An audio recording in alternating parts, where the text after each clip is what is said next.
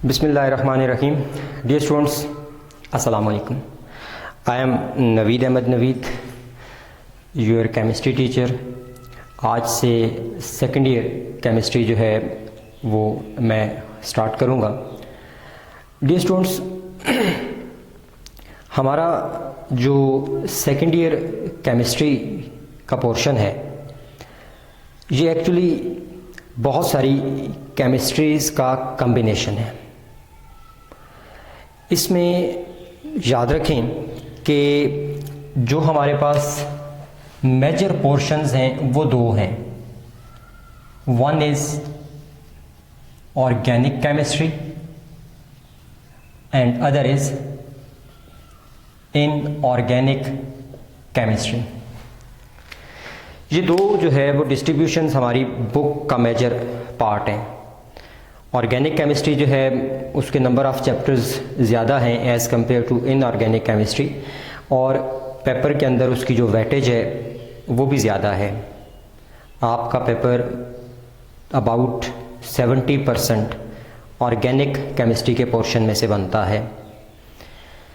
इसके बाद आपकी इस बुक में बाकी जो केमिस्ट्री की ब्रांचेज़ हैं उनका भी एक एक चैप्टर जो है वो गिवन है। मतलब आप सेकेंड ईयर में ही इंशाल्लाह बायोकेमिस्ट्री भी पढ़ेंगे, आप सेकेंड ईयर में ही इन्वायरमेंटल केमिस्ट्री भी पढ़ेंगे, आप सेकेंड ईयर में ही इंडस्ट्रियल केमिस्ट्री भी पढ़ेंगे, आप सेकेंड ईयर में ही एनालिटिकल केमिस्ट्री भी पढ़ेंगे, और फिज़िकल केमिस्ट्री की जहाँ तक बात है तो आप जानते हैं कि वो आप लोग फर्स्ट ईयर में पढ़ चुके हैं। तो सेकेंड ईयर का पोर्शन जो है वो हमारा organic, inorganic, biochemistry, environmental chemistry, industrial chemistry और एनालिटिकल केमिस्ट्री जो है इस पर मुश्तमिल होगा। अब चूँकि ऑर्गेनिक केमिस्ट्री का जो पोर्शन है ये बड़ा भी है, इसकी वेटेज भी ज़्यादा है, और मोस्ट इम्पॉर्टेंट ये हाईली इंटरेस्टिंग पोर्शन भी है आपकी केमिस्ट्री का। तो इसलिए जो हम लोगों ने ब्रेकडाउन जो बनाए हुए हैं, जो एक्चुअली हमारे ब्रेकडाउन हैं, उनमें हम ऑर्गेनिक केमिस्ट्री का जो पोर्शन है वो पहले पढ़ते हैं, और इनऑर्गेनिक केमिस्ट्री जो है ये हम लोग बाद में पढ़ेंगे। तो डियर स्टूडेंट्स, ब्रेकडाउन वन हमारा जो है इसके अंदर जस्ट दो चैप्टर्स हैं। एक है चैप्टर नंबर 15 और एक है चैप्टर नंबर 16। अब चूंकि चैप्टर नंबर 16 जो है ये बहुत लेंथी चैप्टर है, तो इस वजह से हमने इस ब्रेकडाउन में सिर्फ यही दो चैप्टर्स जो है वो रखे हैं। तो आज से हम लोग जो है वो प्रॉपर अपना ब्रेकडाउन स्टार्ट करके चैप्टर नंबर 15 स्टार्ट लेंगे, और चैप्टर नंबर 15 जो है ये आपके पास, इसका नाम है ऑर्गेनिक कंपाउंड्स। लेकिन डियर स्टूडेंट्स, ये याद रखिएगा कि आप लोगों ने स्टडी के दौरान जितना मुझसे कोऑपरेट कर सकें उतना कोऑपरेट आपने करना है। स्टडी के दौरान अपना एटीट्यूड जितना इम्प्रूव्ड रख सकें उतना रखना है। अगर आपको किसी किस्म का कोई प्रॉब्लम होता है, अगर आपको किसी किस्म का कोई इशू होता है regarding chemistry, regarding online classes, regarding your any home assignment और एनी टास्क, तो आप मुझसे कांटेक्ट कर सकते हैं। ये मैंने अपना नंबर जो है ये सामने लिख दिया है, 03360800 आसान सा नंबर है ये। तो ये आपने अपने पास जो है वो सेव कर लेना है, जिन लोगों के पास मेरा ये नंबर नहीं है। तो इस पे आप मुझसे किसी भी वक्त कांटेक्ट कर सकते हैं, और इंशाल्लाह उसका जो भी आपका प्रॉब्लम होगा वो उसका सलूशन निकलेगा। तो होमवर्क की जहाँ तक बात है वो भी एट द एंड जो है वो आपको दिया जाएगा, और वो होमवर्क जो है वो आप लोगों ने अपनी नीट असाइनमेंट की फॉर्म में मुझे व्हाट्सएप कर देना है। दूसरी बात ये याद रखिएगा डियर स्टूडेंट्स, मैंने आपको पहले कहा है कि ऑर्गेनिक केमिस्ट्री जो है वो इंटरेस्टिंग पोर्शन है, लेकिन कोई भी चीज़ खुद ब खुद इंटरेस्टिंग नहीं बन जाती जब तक आप खुद उसमें इंटरेस्ट नहीं लेते। तो आपने ऑर्गेनिक केमिस्ट्री का जो पोर्शन है इसमें खुद इंटरेस्ट लेना है और आपका सबसे बड़ा इंटरेस्ट ये होगा कि आप अपने नोट्स खुद प्रिपेयर करेंगे। मेरे लेक्चर को यूज़ करके और अपनी टेक्स्ट बुक को यूज़ करके आपने ये लेक्चर्स और नोट्स जो है वो खुद प्रिपेयर करने हैं। अब इसमें साथ साथ जो है वो जो एक्स्ट्रा चीज़ें हैं वो आप लोग अपने पास जो है वो नोट कर लिया करें, अपनी बुक के ऊपर जो है वो लिखा करें। आपको पता है कि आपकी जो नोटबुक है, ख़ास तौर पे रफ नोटबुक जो है, ये फिर आप संभालते नहीं हैं या संभाली जाती भी नहीं है, और अगर संभाली भी जाती हैं तो फिर उसमें से अपना रिक्वायर मटेरियल निकालना या ढूंढना जो है वो बहुत मुश्किल हो जाता है। तो अपनी जो टेक्स्ट बुक है उसके ऊपर जो है वो एक्स्ट्रा चीज़ें लिखा करें। ये टेक्स्ट बुक जो है वो जितनी गंदी होगी उतनी ज़्यादा जो है वो प्रीशियस होगी, उतनी ज़्यादा जो है वो कीमती होगी। तो आई होप कि मेरी बातें जो है वो आपको समझ आ रही होंगी। तो हम लोग जो है वो अभी स्टार्ट लेंगे इंशाल्लाह ऑर्गेनिक कंपाउंड यूनिट नंबर 15, और इसका इंट्रोडक्शन जो है वो हम लोग लेते हैं। डियर स्टूडेंट्स, आप लोग केमिकल कंपाउंड्स के बारे में जानते हैं, बड़ी बेसिक सी टर्म है chemical compound. Chemical compounds are the combination of 2 or more element in definite ratio in a specific proportion, कि जब 2 या 2 से ज्यादा एलिमेंट्स आपस में एक खास प्रोपोर्शन से मिलते हैं तो वो हमारे पास क्या चीज बनाते हैं? कंपाउंड्स बनाते हैं। अब कंपाउंड्स जो हैं इनकी बहुत सारी टाइप्स हैं, लेकिन हम फिलहाल स्टार्ट करेंगे कि पुराने वक्तों में केमिकल कंपाउंड्स की क्लासिफिकेशन कैसे की जाती थी।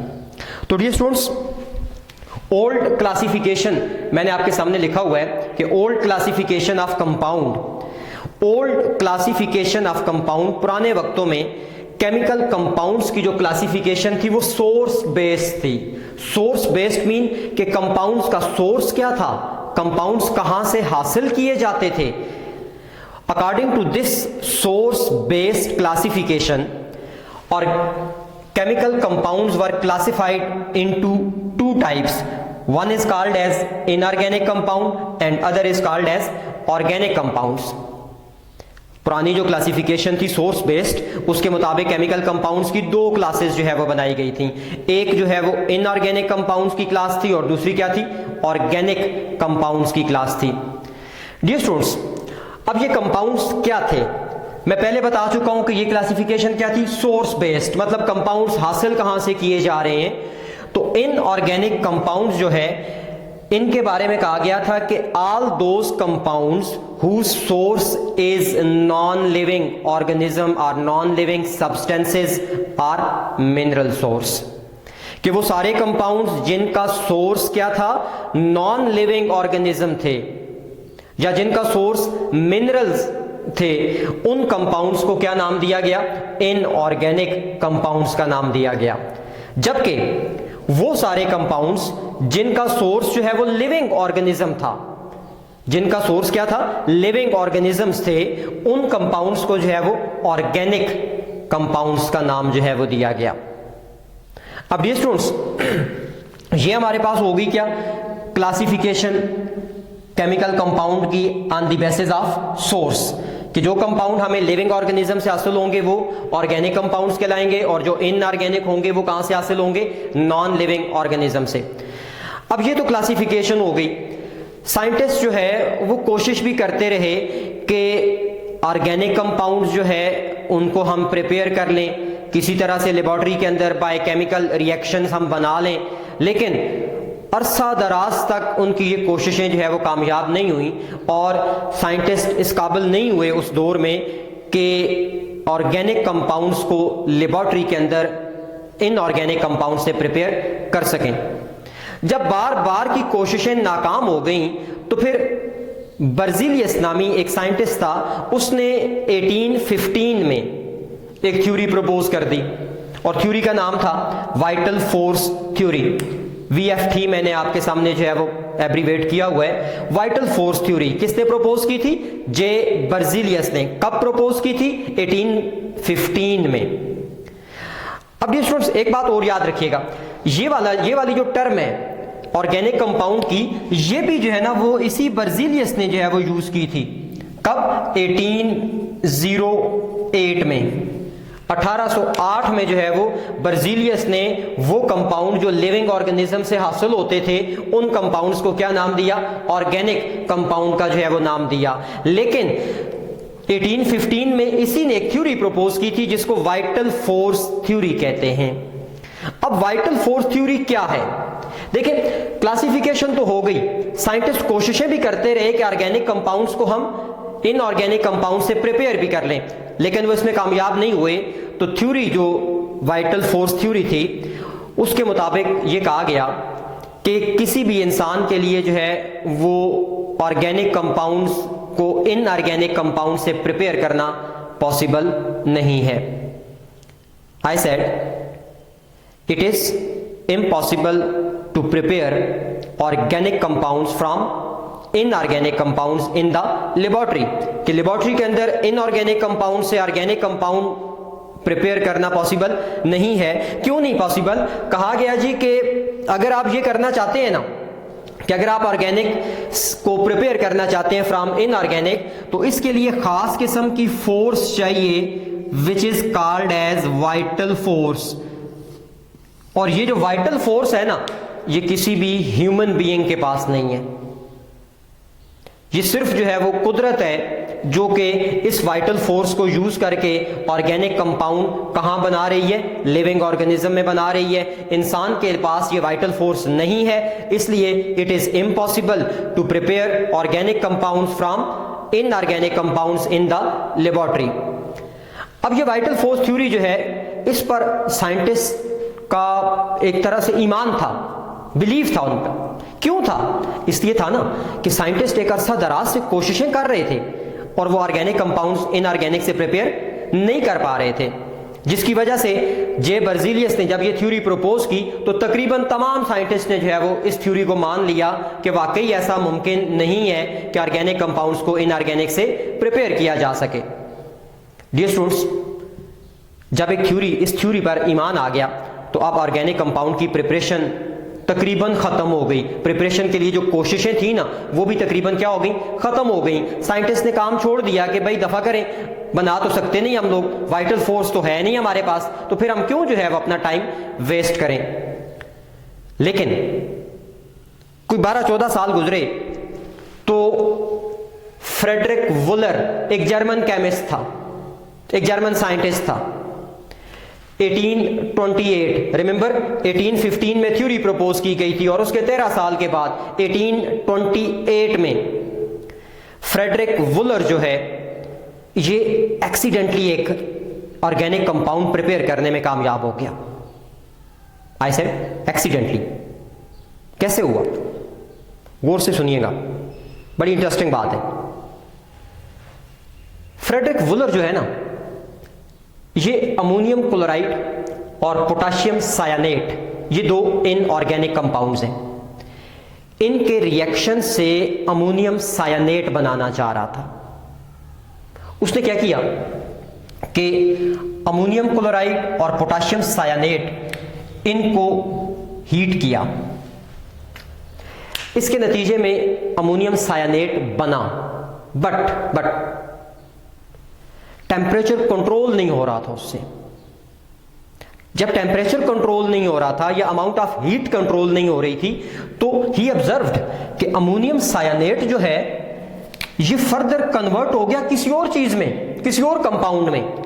आई रिपीट, मैंने क्या कहा कि फ्रेडरिक वुलर से एक्सीडेंटली जो है वो एक ऑर्गेनिक कंपाउंड बन गया। कैसे बना? वो रिएक्शन क्या करवा रहा है? अमोनियम क्लोराइड और potassium cyanate, NH4Cl ammonium chloride, KCNO potassium cyanate, इनका रिएक्शन करवा के वो अमोनियम सायानेट बनाना चाह रहा है, NH4CNO, बट टेम्परेचर को कंट्रोल नहीं कर पा रहा। टेम्परेचर को कंट्रोल नहीं कर पाया वो, तो ही ऑब्जर्व्ड कि जब टेम्परेचर कंट्रोल नहीं हुआ, यानी अमोनियम सायानेट जो है वो भी हीट अप बहुत ज्यादा हो गया, तो अमोनियम सायानेट कन्वर्ट हो गया एक और कंपाउंड, एक नए कंपाउंड में। डियर स्टूडेंट्स, जब उसने इस नए कंपाउंड को एनालाइज किया ना, तो पता है क्या हुआ? जब एनालाइज किया तो पता चला कि ये जो कंपाउंड है अब नया जो बन गया है ये तो यूरिया है। और यूरिया जो है ये असल में क्या है, यूरिया असल में था जी एक ऑर्गेनिक कंपाउंड, ठीक है। और ये ऑर्गेनिक कंपाउंड जो है वो जितने भी एनिमल्स हैं इन एनिमल्स के यूरिन में पाया जाता है, एनिमल्स के यूरिन में ये कंपाउंड जो है वो यूरिया पाया जाता है। तो ऑर्गेनिक कंपाउंड कहां पाया जा रहा है, एनिमल यूरिन के अंदर। तो उसकी तो खुशी की इंतहा न रही कि भाई एक्सीडेंटली सही लेकिन लेबोरेटरी के अंदर एक ऑर्गेनिक कंपाउंड बन गया है।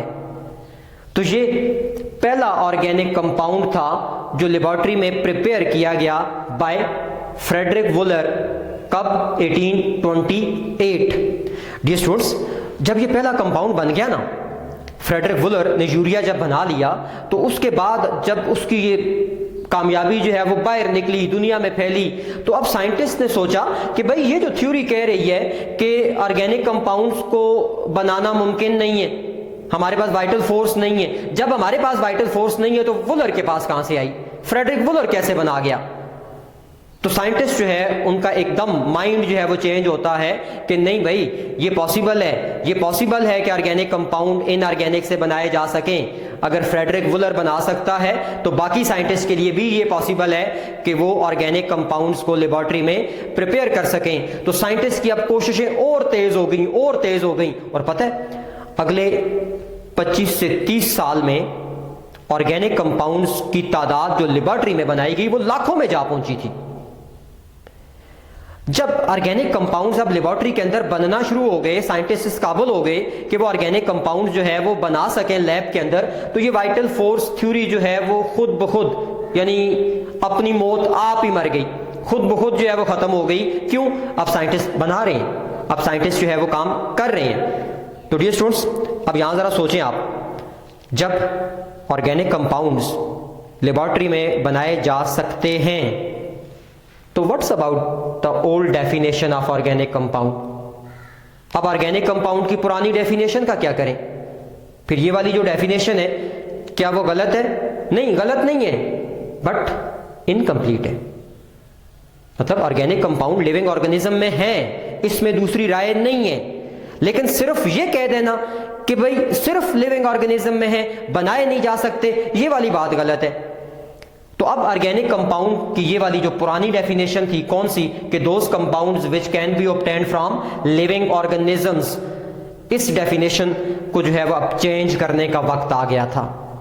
लेकिन अब चेंज कैसे किया गया, कैसे नई डेफिनेशन जो है वो की गई? तो डियर स्टूडेंट्स, जब लैब के अंदर बनना शुरू हो गया ऑर्गेनिक कंपाउंड्स, तो साथ साथ ऑर्गेनिक कंपाउंड्स का एनालिसिस भी होता गया। खास तौर पर ऑर्गेनिक कंपाउंड्स की स्ट्रक्चर और ऑर्गेनिक कंपाउंड्स की प्रॉपर्टीज को जो है वो स्टडी करना शुरू हो गए थे साइंटिस्ट। तो जब ऑर्गेनिक कंपाउंड की स्ट्रक्चर जो है वो स्टडी की गई तो ये इंफॉर्मेशन मिली कि जितने भी ऑर्गेनिक कंपाउंड्स हैं उनमें कार्बन पाया जाता है। उनमें क्या पाया जाता है? कार्बन पाया जाता है। तो फिर एक डेफिनेशन ये की गई कि compounds of carbon is called as organic compounds.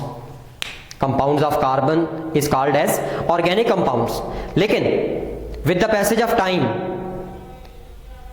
इस डेफिनेशन को थोड़ा सा एक्सटेंड कर लिया गया। एक्सटेंशन कैसे हुई?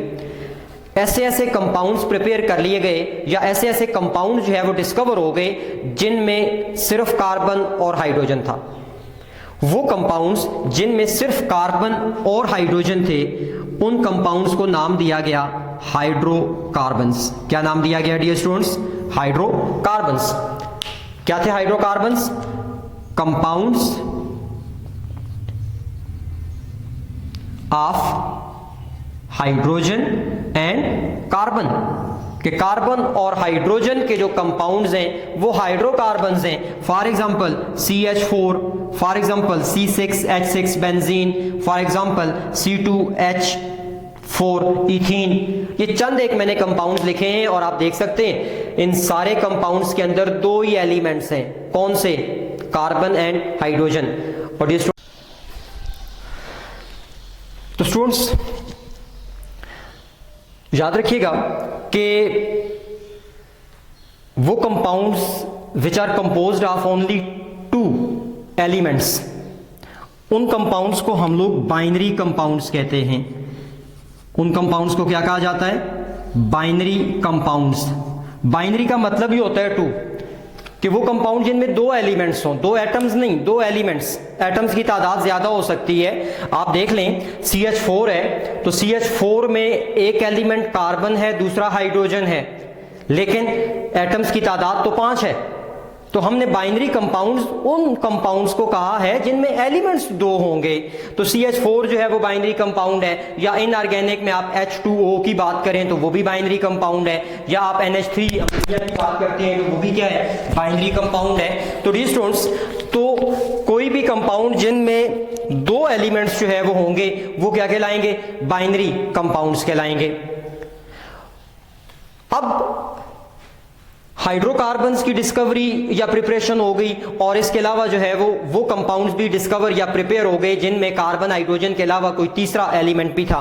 तो ये वाले जो कंपाउंड्स हैं जिनमें कार्बन हाइड्रोजन के अलावा कोई थर्ड एलिमेंट भी है, इनको डेरिवेटिव्स ऑफ हाइड्रोकार्बन कहा गया। तो आज हम जो मॉडर्न डेफिनेशन ऑर्गेनिक कंपाउंड्स की करते हैं वो क्या है? वो है कि हाइड्रोकार्बन्स एंड देयर डेरिवेटिव्स, कि हाइड्रोकार्बन और उनके जो डेरिवेटिव्स होते हैं उनको कहा जाता है ऑर्गेनिक कंपाउंड्स। तो ऑर्गेनिक कंपाउंड्स क्या हुए? Hydrocarbon and their derivatives. अब डेरिवेटिव्स से मतलब क्या है? कि वो कंपाउंड जो हाइड्रोकार्बन से प्रिपेयर किए गए हैं बाय रिप्लेसिंग 1 और मोर हाइड्रोजन। कि अगर आप हाइड्रोकार्बन फर्ज करो, आपके पास है CH4 मीथेन, एक हाइड्रोकार्बन है। अगर आप इसका रिएक्शन जो है वो Cl2 के साथ करवा देते हैं, क्लोरीन मॉलिक्यूल के साथ, तो ये क्लोरीन मॉलिक्यूल क्या करेगा? मीथेन में से एक हाइड्रोजन निकालेगा। मीथेन में से एक हाइड्रोजन निकलेगा तो बाकी बचेगा CH3, और CH3 और कार्बन जो चौथा बॉन्ड है अपना किसके साथ बनाएगा? क्लोरीन के साथ। साथ जो है वो HCl बन जाएगा। Now this is derivative of what? Hydrocarbon. तो hydrocarbon and their derivatives are called as organic compound and branch of chemistry which deals with the study of hydrocarbon and their derivatives is called as organic chemistry, या branch of chemistry which deal with the study of organic compounds is called as organic chemistry. Dear students, ये तो हो गया जी organic chemistry और organic compounds का introduction. और हमने ये कहा कि compounds containing carbon is called as organic compound, but here is an exceptional case.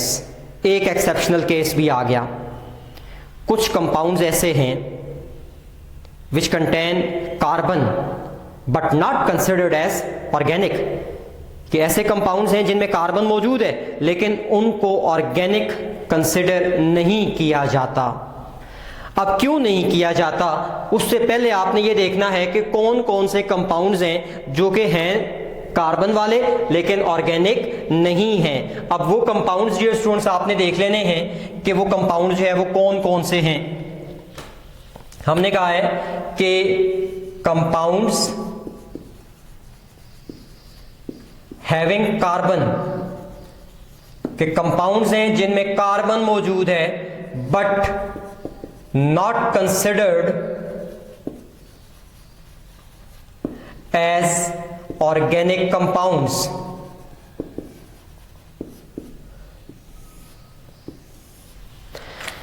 अब ये कौन कौन से कंपाउंड्स हैं? डियर स्टूडेंट्स, कार्बन डाइऑक्साइड है, कार्बन मोनोऑक्साइड है। आप देख रहे हैं कार्बन मौजूद है लेकिन ये इनऑर्गेनिक कंपाउंड्स की कैटेगरी में है। सिमिलरली आपके पास जो साल्ट्स होते हैं कार्बोनेट्स, मतलब sodium carbonate, potassium carbonate, ammonium carbonate, तो कार्बोनेट्स जितने भी हैं, मैंने सिर्फ कार्बोनेट आयन या कार्बोनेट रेडिकल लिखा है, बट जितने भी कार्बोनेट्स हैं इनमें भी कार्बन है बट इनऑर्गेनिक है। सिमिलरली हाइड्रोजन कार्बोनेट या जिसको आप बाइकार्बोनेट भी कहते हैं, इसमें भी हाइड्रोजन भी है और कार्बन भी है but considered as inorganic. Similarly cyanides, cyanides जो हैं जिनमें CN-1 साइनाइड ग्रुप, सायानो ग्रुप जो होता है, साइनाइड्स जो हैं ये हमारे पास इनऑर्गेनिक हैं। इसी तरह से सायानेट्स CNO, आप देख लेना हमने सायानेट को यहाँ पे जो है वो इनऑर्गेनिक की कैटेगरी में रखा है, तो ये आपके पास जो है वो क्या है, इनऑर्गेनिक की कैटेगरी में जो है वो आ जाएंगे। इसी तरह से कार्बोनाइल्स जो है वो हमारे पास कुछ कंपाउंड्स होते हैं कार्बोनाइल्स, जिनके अंदर ये CO जो है वो रेडिकल या ग्रुप मौजूद होता है, तो ये भी क्या है, कार्बन होने के बावजूद ये भी क्या है, इनऑर्गेनिक हैं। ठीक है, तो अब ये वो कंपाउंड्स हैं जिनमें कार्बन मौजूद है लेकिन इनको ऑर्गेनिक कंसिडर्ड नहीं किया जाता।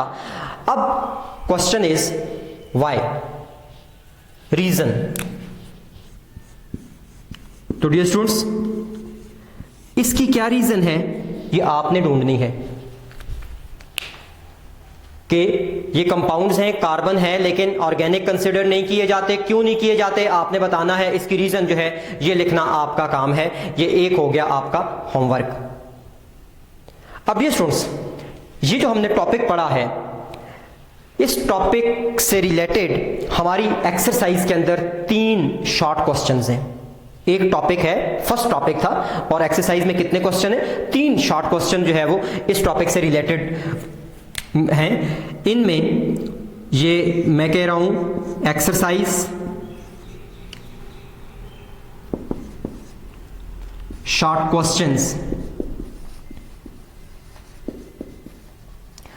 आप अपनी बुक्स जो है वो देखिएगा तो आपको पता चलेगा कि 3 जो है वो यहां पर नंबर 1 है क्वेश्चन नंबर 1 कि what is meant by organic compounds and organic chemistry. Question number 1 जो है शॉर्ट क्वेश्चन में, क्वेश्चन नंबर 1 कि ऑर्गेनिक केमिस्ट्री क्या है और ऑर्गेनिक कंपाउंड्स क्या है, what is meant by organic compounds and organic chemistry. इसके अलावा डियर स्टूडेंट्स क्वेश्चन नंबर 3 आपके पास है, explain the significance of Wular work in the development of organic chemistry. तो क्वेश्चन नंबर 3 ये भी इसी टॉपिक से रिलेटेड है। और इसके बाद है dear students question number 5, what are those compounds which although contain carbon but are not considered as organic. Question number 5, ये question number 1, question number 3 and question number 5। Question number 5 मैंने already आपको दे भी दिया था। ठीक है, तो ये जो है ये आप लोगों का क्या है, होमवर्क है, ये आपकी होम असाइनमेंट है जो कि आपने अपनी नीट नोटबुक्स पे जो है वो बहुत खूबसूरत अंदाज में जो है वो लिखनी है। और मैं पहले कह चुका हूं कि आज से अपनी ऑर्गेनिक केमिस्ट्री की नोट्स प्रिपरेशन जो है वो स्टार्ट कर लें। डियर स्टूडेंट्स, जहां आपको प्रॉब्लम आए, इधर वो किसी टॉपिक को समझने में, इधर वो नोट्स बनाने में, इधर किसी MCQs में या कहीं भी, तो आप मुझसे कांटेक्ट कर सकते हैं। और ये मेरी तरफ से ये कांटेक्ट जो आपको मैं दे रहा हूँ, मेरी तरफ से आप ये रिक्वेस्ट भी आपसे कि प्लीज़ अपने इम्प्रूव्ड एटीट्यूड के साथ मुझसे रब्ता कीजिएगा। मतलब अब एक स्टूडेंट है जिसने फ़र्ज़ करें मैं जस्ट एक एग्जांपल दे रहा हूँ कि एक स्टूडेंट जिसने मुझे होमवर्क सेंड नहीं किया या जो मुझे होमवर्क सेंड नहीं करता और वो मुझसे जो है वो टॉपिक समझने की बात करे, वो मुझसे जो है वो क्वेश्चन पूछे, तो sorry, I will not entertain.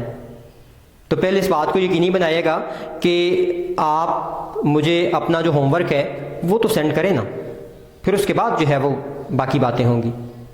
Dear students, thank you so much. अल्लाह हाफिज़।